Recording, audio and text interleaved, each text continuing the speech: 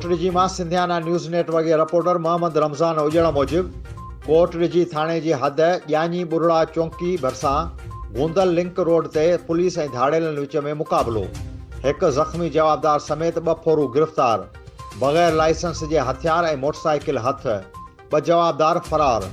ॼाणी बुरड़ा चौंकी इंचार्ज ASI इशफाक अहमद शर ऐं संदसि टीम खे इतलाउ मिलियो त गूंदल लिंक रोड वटि धाड़ेल फुर करण जी नियत सां बीठा आहिनि। जॾहिं त पुलिस वाक़े वारे हंधि पहुती त पुलिस ऐं धाड़ेलनि विच में मुक़ाबिलो थी पियो, जंहिं जे नतीजे में हिकु ज़ख़्मी समेत 2 धाड़ेलनि खे गिरफ़्तार कयो वियो।